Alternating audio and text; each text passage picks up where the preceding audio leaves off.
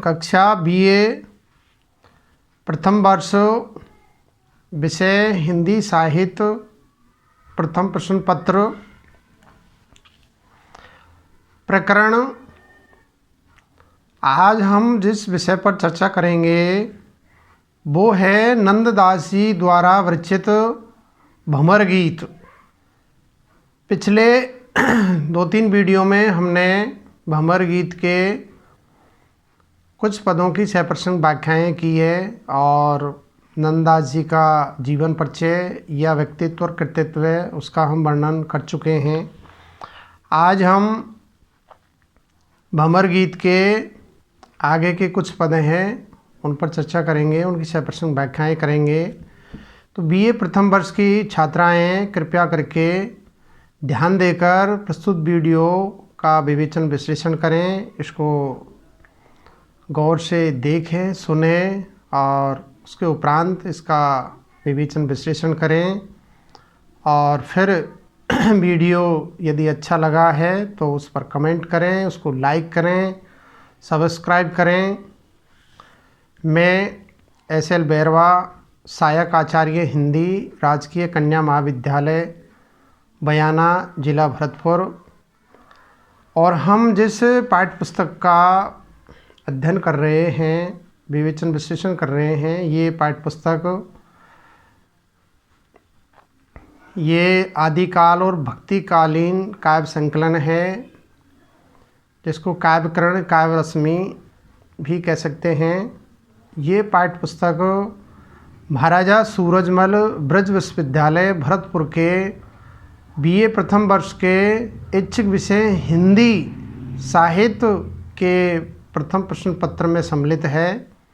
तो आज हमारा विशेष फोकस नंददास द्वारा विरचित भंवर गीत है, उस पर रहेगा। इसमें कृष्ण कथा है। नंददास जी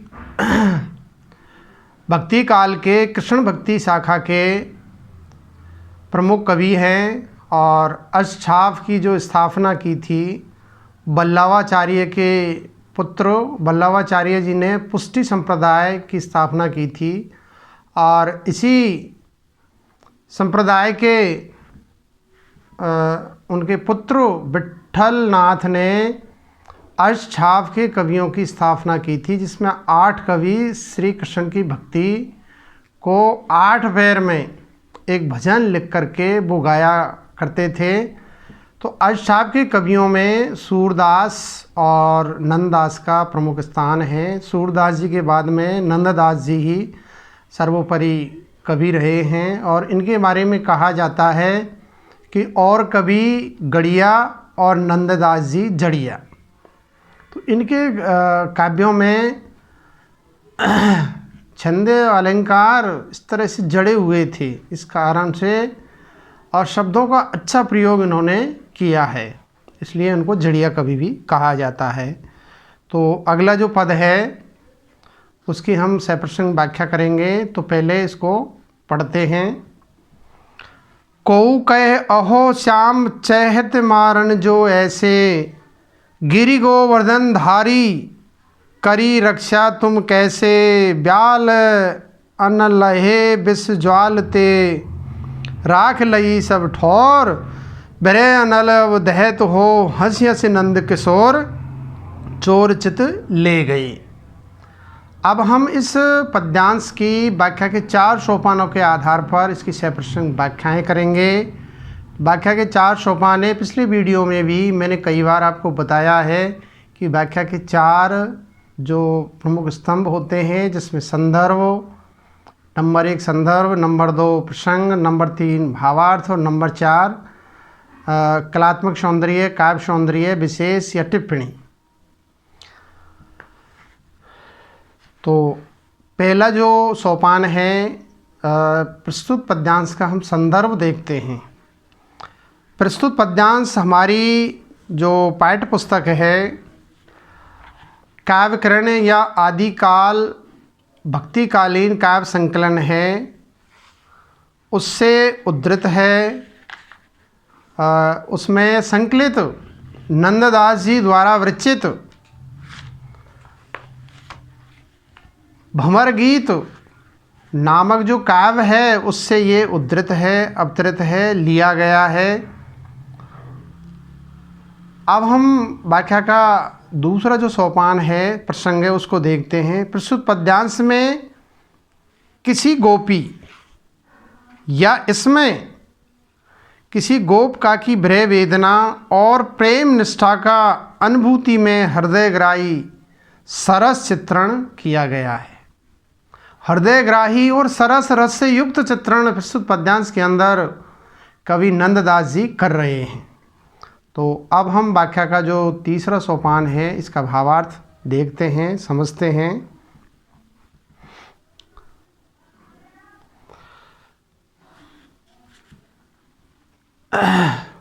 प्रस्तुत पद्यांश में कवि नंददास जी उद्धव जी मथुरा से अपने सखा श्री कृष्ण के दूत बनकर ब्रज पधारे हैं। कहाँ आए हैं? मथुरा से ब्रज में आ गए हैं। वो ज्ञान मार्गी, ज्ञान पे क्या है, उद्धव को बहुत ज़्यादा गर्व था, घमंड था। तो ज्ञान मार्गी उद्धव जी को अपने ज्ञान मार्ग पर काफ़ी अभिमान है और वे ब्रज आकर ब्रज की गोपियों जो कि प्रेम मार्गी है को निराकार और निर्गुण ब्रह्म का संदेश देते हैं, उपदेश देते हैं। गोपियाँ उद्धव जी की बातों को बड़े ही ध्यान से, बड़े चाव से सुनती है।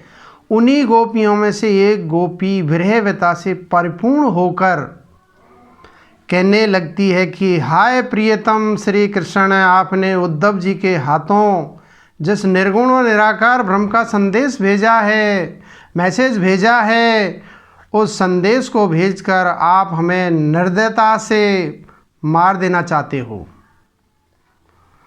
यदि तुम हमें इसी प्रकार से मारना चाहते थे तो फिर आपने गोवर्धन पर्वत को अपनी उंगली पर धारण करके हमें क्यों बचाया? हम पहले ही मर जाते। और क्यों हमारी इंद्र के प्रकोप से रक्षा की? इसी प्रकार से यमुना नदी में आग के समान विष ज्वाला फैलाने वाले कालिया नाग को मारकर आपने हम सबकी रक्षा क्यों की थी?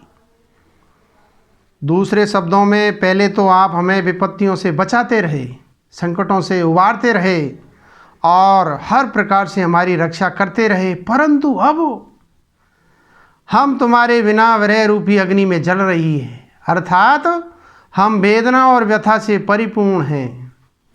हमारे साथ हंस हंसकर और प्रेम से परिपूर्ण प्यारी प्यारी बातें करके हमारे चित्त को चुराकर नंद किशोर अर्थात श्री कृष्ण अपने साथ ले गए और स्वयं मथुरा के लिए प्रस्थान कर गए और हमें इस ब्रज प्रदेश में ही विरह व्यथा में सुलगने के लिए छोड़ गए। तो हे प्रिय श्री कृष्ण, मथुरा जाकर चैन से आप तो बैठ गए और हमें विरह व्यथा में जलने के लिए यहाँ ब्रज में अकेला छोड़ गए। तो ये इसका भावार्थ है। अब हम प्रस्तुत पद्यांश या व्याख्या का जो चौथा सोपान है, इसका काव्य सौंदर्य, उसको निहारते हैं, देखते हैं। प्रस्तुत पद्यांश के अंदर दो अंतर कथाओं का उल्लेख हुआ है, जिसमें नंबर 1 प्रथम अंतर कथा गोवर्धन पर्वत से संबंधित है। एक बार जब कृष्ण के कहने पर ब्रज के लोगों ने इंद्र की पूजा को छोड़कर गोवर्धन पर्वत और गायों की पूजा करना आरंभ कर दिया, तब कुपित होकर इंद्र ने ब्रज पर घनघोर वर्षा करना आरंभ कर दिया।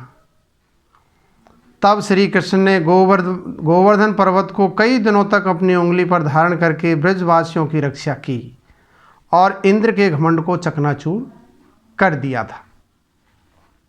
दूसरी अंतरकथा कालिया नाग से संबंधित है। काला जो सर्प है उससे संबंध है, जिसने यमुना के जल में रहकर यमुना के पावन जल को विषाक्त कर दिया था, विषैला कर दिया था। तब श्री कृष्ण ने यमुना के जल में जाकर कालिया नाग का दमन किया और उसे अन्यत्र चले जाने की शर्त पर जीवन दान दिया था। तो ये दो अंतर कथाएँ प्रस्तुत पद्यांश में चित्रित हुई है। काव्यांश में विरह व्यथा से परिपूर्ण गोपियों का हृदय स्पर्शी चित्रण किया गया है। और प्रस्तुत अवतरण में श्रृंगार रस के वियोग पक्ष का सुंदर चित्रण किया गया है। और प्रस्तुत पद्यांश या काव्यांश में रूपक, अनुप्रास, काव्यलिंग, अलंकारों का सुंदर प्रयोग हुआ है। और प्रस्तुत पद्यांश की या काव्यांश की भाषा ब्रज भाषा है। और काव्यांश की भाषा में प्रभाव और भाषा शैली सरल, सरस और प्रभावमयी है। भाषा विचार और भावों के अनुरूप है। और प्रस्तुत पद में नंददास जी ने सगुण का मंडन और निर्गुण का खंडन किया गया है। अब अगला हम पद पढ़ते हैं। कोहू कयरी सुनो और इनके गुण आली, बलि राजा पे गए भूमि मांगन जब बनमाली। मांगत बामन रूप धर नापत करी कुदाव, सत्कर्म सब छोड़ के धर्यो पीठ पे पाँव, बाल की रीति यह है। अब हम व्याख्या के 4 सोपानों के आधार पर प्रस्तुत पद्यांश की सप्रसंग व्याख्याएं करेंगे। तो नंबर 1 इसका संदर्भ देखते हैं।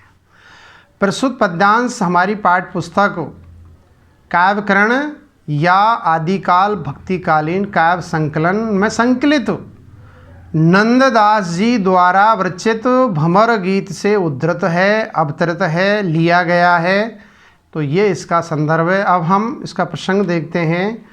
प्रस्तुत पद्यांश में किसी गोपी का उपालंब कथन है तथा इसमें भगवान के बाल रूप के अनोखे व्यवहार पर आक्षेप किया गया है, व्यंग किया गया है, या श्री कृष्ण के अवतारी रूप को लेकर सुंदर ढंग से उपालंब गोपी दे रही है। अब हम व्याख्या का 3रा सोपान, इसका भावार्थ है, उसको निहारते हैं, देखते हैं। एक गोपी कहती है कि अरे सखियों, मेरी बात को सुनो, मेरी बात पर गौर करो, ध्यान दो। इनके और भी कई गुण अर्थात अवगुण या कुकृत देखने सुनने में आए हैं। किसके? श्री कृष्ण के। पूर्व काल में ये राजा बलि के पास 3 पग भूमि, 3 मतलब ढग पग भूमि मांगने के लिए गए थे। उस समय वामन रूप, वामन अवतार में अपनी 3 पग भूमि मापने के लिए अपनी बुरी नीयत को प्रकट किया था और अपना कुदाव, बुरी चाल इन्होंने चली थी। तब सत्य और धर्म को छोड़कर राजा बलि की पीठ पर उन्होंने, श्री कृष्ण ने अपने 3रे पग को रखा और राजा बलि को पाताल लोक भिजवा दिया था। इस प्रकार इनकी तो लीला लोभ या स्वाद की नाप पर ही हमेशा चलती रहती है। तो ये इसका भावार्थ है। अब हम व्याख्या का 4था सोपान है, अर्थात इस पद्यांश का कलात्मक सौंदर्य, काव्य सौंदर्य निहारते हैं, देखते हैं। प्रस्तुत पद्यांश में कवि ने वामन अवतार की जो एक अंतरकथा है उसको चित्रित किया है। वामन अवतार के रूप में भगवान विष्णु ने राजा बलि के साथ असत व्यवहार किया था। उन्होंने धर्म व न्याय की ओट में राजा बलि से 3 पग भूमि मांगकर उसे पाताल लोक में भिजवा दिया। कवि ने इसी दशा को गोपियों के उपालंब की दृष्टि से रोचक रूप में व्यक्त किया है। विष्णु ने जब राजा बलि से मांगा तो वामन रूप रखा, किंतु मापते समय उन्होंने अपने विराट रूप को धारण कर लिया था। भक्त के साथ भगवान द्वारा ऐसा व्यवहार करना कदापि उचित नहीं कहा जा सकता। गोपियों का यहाँ पर यही मंतव्य रहा है।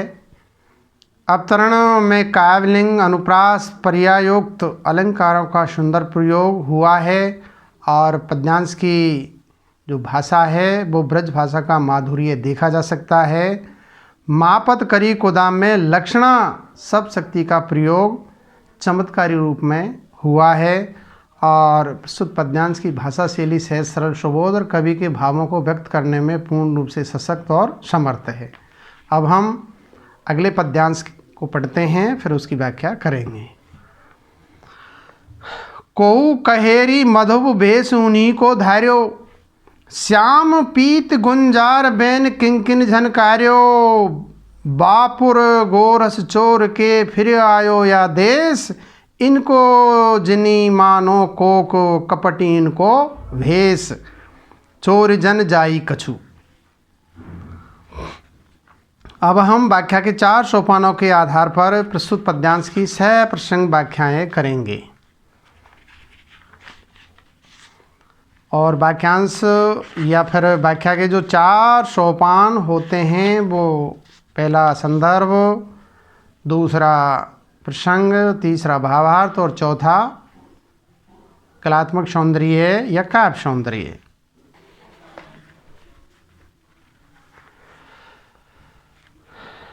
तो पहला हम इसका संदर्भ देखते हैं। प्रस्तुत पद्यांश हमारी पाठ्य पुस्तक काव्यकरण में संकलित नंददास जी द्वारा रचित भंवर गीत काव्य से उद्धृत है, अवतरित है, लिया गया है।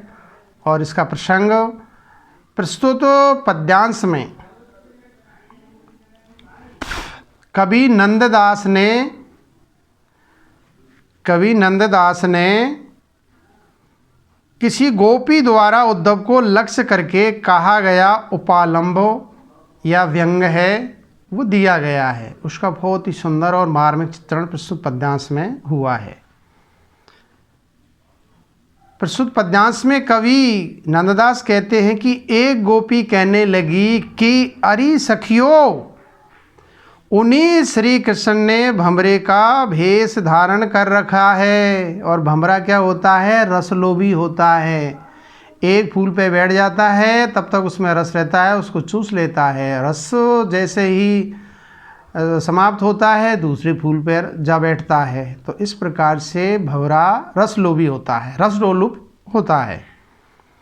तो श्री कृष्ण ने भंवरे का वेश धारण कर रखा है। यह सांवला और पीला है, जो अपनी गुंजार के रूप में करधनी के मधुर स्वर को झंकृत कर रहा है।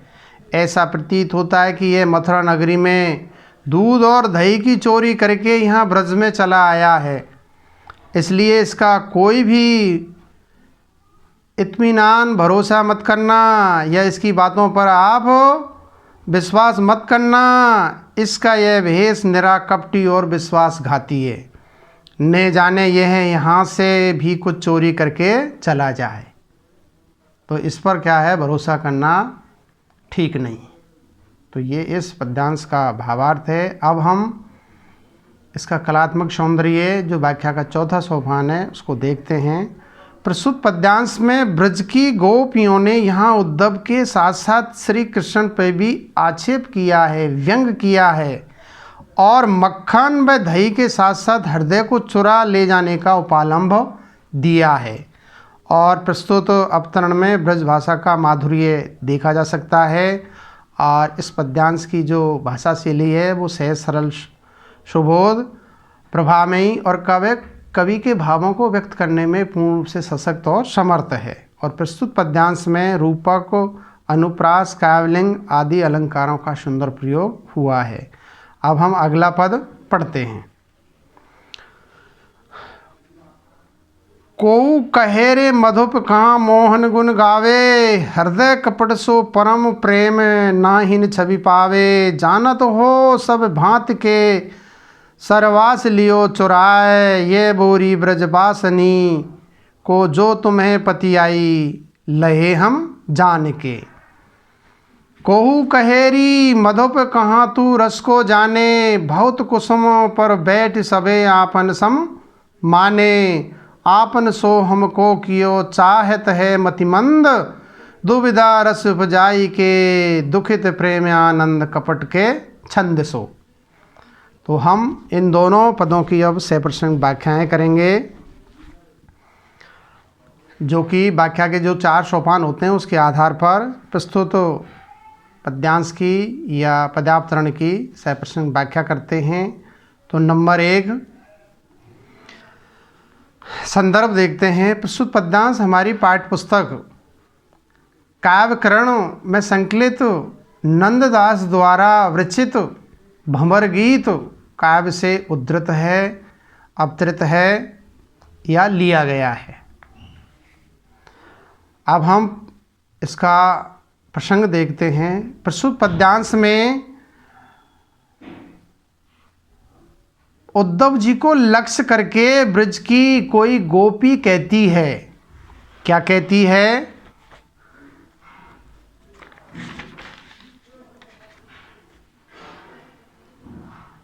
और उपालंब देती है, उस पर व्यंग करती है।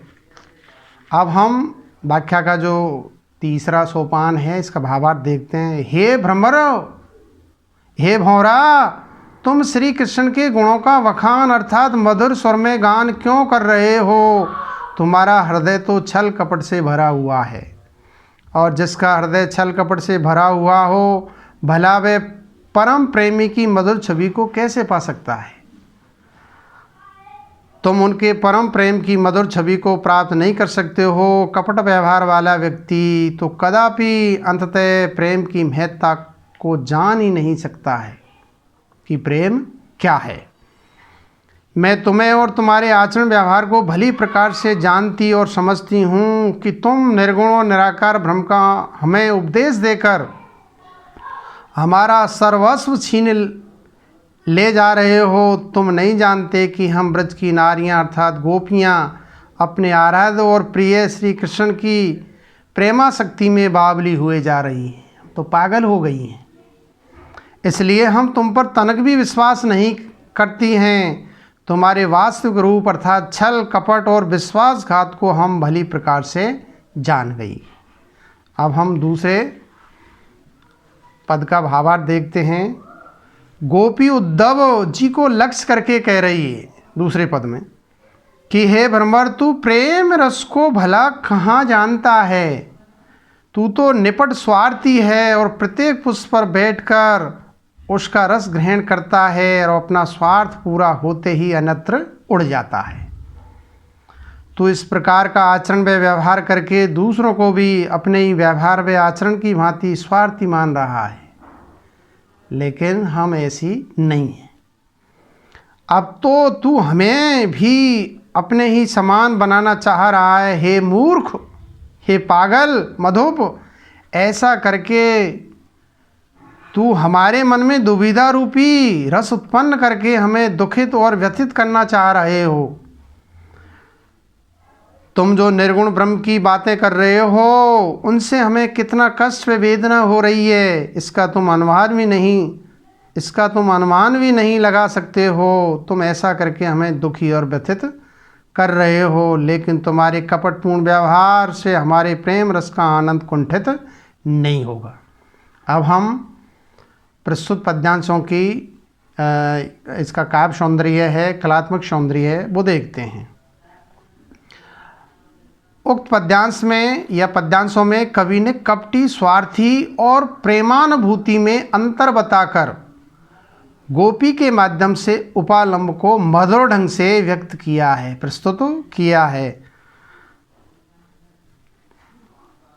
और द्वितीय पद में या काव्यांश में कवि ने गोपी के माध्यम से ये बताया है कि कपट का सहारा लेकर किया गया व्यवहार लंबे समय तक नहीं ठहर सकता है। जैसे ही दुविधा समाप्त होती है वैसे ही सत्य उजागर हो जाता है। इसी प्रकार से प्रेमानंद की बाधा भी अंततः समाप्त हो ही जाती है। कवि द्वारा मधुर को मतिमंद और कपट के छंद कहने से उपालंब वचन में प्रखरता आ गई है। भ्रमर वृत्ति पर पुष्पों का रस चूस कर दूर हो जाने के स्वार्थी आचरण पर सतर्क ढंग से व्यंग किया गया है। काव्यांश में आक्षेप, काव्यलिंग, अनुप्रास आदि अलंकारों का सुंदर प्रयोग हुआ है और उक्त दोनों पदों की जो भाषा है वो ब्रज भाषा है और उक्त पद्यांशों की भाषा शैली सहज सरल सुबोध और कवि के भावों को व्यक्त करने में पूर्ण रूप से सशक्त और समर्थ है। अब हम अगले पद को पढ़ते हैं, फिर उसकी 6% व्याख्याएँ करेंगे। ई विधि सुमरो गोविंद गीत ऊधो प्रति गोपी, दोबारा सुन लीजिए। इही विध सुमरी गोविंद गीत ऊधो प्रति गोपी, भृंग संज्ञा कर कहत सकल कुल लज्जा लोपी। ता पाछे सिवार ही रोई सकल ब्रज नारी, हा करुणा में नाथ हो केशव कृष्ण मुरारी, फाटी हियो चलियो। अब हम प्रस्तुत पद्यांश की व्याख्या के 4 सोपानों के आधार पर सप्रसंग व्याख्या करेंगे। व्याख्या के 4 सोपान संदर्भ, प्रसंग, भावार्थ और काव्य सौंदर्य। तो पहले हम संदर्भ देखते हैं। प्रस्तुत पदावतरण हमारी पाठ्य पुस्तक काव्यकरण या आदिकाल भक्तिकालीन काव्य संकलन में संकलित कृष्ण भक्त कवि और अष्टछाप के प्रमुख कवि नंददास जी द्वारा विरचित भंवर गीत से उद्धृत है, अवतरित है, लिया गया है। अब हम व्याख्या का दूसरा सोपान प्रस्तुत पद्यांश का प्रसंग देखते हैं। प्रस्तुत पद्यांश में ब्रज की प्रेम मार्गी गोपियों द्वारा ज्ञान मार्गी उद्धव जी को विभिन्न प्रकार से उपालंब वचन कहने और अंत में शुंभ द्वारा श्री कृष्ण को स्मरण करते हुए रोदन करने का हृदय स्पर्शी चित्रण किया गया है। अब हम व्याख्या का तीसरा सोपान है, इसका भावार्थ देखते हैं। कवि नंददास जी के अनुसार पहले तो ब्रज की गोपियों ने उद्धव को भांति भांति प्रकार से उपालंब दिए, उन पर व्यंग्यवाण छोड़े और निर्गुण ब्रह्म पर अपने सगुण ब्रह्म को मंडित किया, श्रेय सिद्ध किया। इसके बाद प्रत्येक गोपी ने अपने प्रिय श्री कृष्ण का स्मरण करते हुए उनके रूप शील गुणों का स्मरण किया, याद किया। ब्रज की गोपियों ने उद्धव जी को लक्ष्य करके श्री कृष्ण के प्रति अपनी पूर्ण आस्था व भक्ति भाव को प्रदर्शित किया और उनके प्रति प्रेमाशक्ति को दर्शाते हुए प्रिय श्री कृष्ण के मधुर और पावन चरित्र का स्मरण किया। उस समय ब्रज की गोपियों ने उद्धव जी को भ्रमर नाम से संबोधित किया, प्रतीकात्मक रूप में, क्योंकि जिस प्रकार भ्रमर स्वभाव से छलिया होता है, रस लोलुप होता है और एक फूल से दूसरे फूल पर जाकर उसका रसपान करता है, उसी प्रकार उद्धव रूपी भौरे ने भी ब्रज की प्रत्येक गोपी को निर्गुण और निराकार ब्रह्म के प्रेम पास में बांधने का भरसक प्रयत्न किया। इस प्रकार से ब्रज की उन गोपियों ने श्री कृष्ण के प्रति अपने मन के भाव वे विचारों को व्यक्त किया। ऐसा करते हुए ब्रज की उन भोली भाली और श्री कृष्ण के प्रेम की आसक्ति में बंधी हुई गोपियों ने अपने कुल और परिवार की मान मर्यादा तक की तनक भी परवाह नहीं की, मान मर्यादा को उठा करके ताक में रख दिया। कृष्ण प्रेम के खातिर गोपियों ने ऐसा किया। उपालंब वचनों में अपनी प्रेमाशक्ति को व्यक्त करने के उपरांत ब्रज की सभी वनिताएं या गोपियां एक साथ रुदन करने लगी और अपने प्रिय श्री कृष्ण उनके साथ बिताए प्रेम के पलों को याद करने लगी और हाय करुणानाथ, हाय करुणा सागर केशव, हाय कृष्ण, हे मुरारी आदि कहकर वे एक साथ ही विलाप करने लगी, रोदन मचाने लगी। उस समय ब्रज की वनिताओं का कर्ण विलाप ऐसा प्रतीत हो रहा था मानो उन गोपियों के हृदय फटकर कर्ण स्वर में व्यक्त हो रहे हो। तो कितना सुंदर और मनोहारी चित्रण प्रस्तुत पद्यांश में कवि ने किया है। तो ये इसका भावार्थ है। अब हम प्रस्तुत पद्यांश का कलात्मक सौंदर्य जो व्याख्या का चौथा सोपान है उसको देखते हैं, उसकी समीक्षा करते हैं। प्रस्तुत पद्यांश में कवि ने ब्रज की गोपियों की विरहव्यथा जन्य स्थिति के अंत में रुदन की चरम स्थिति का बड़ा ही मार्मिक चित्रण किया है, नंबर 1।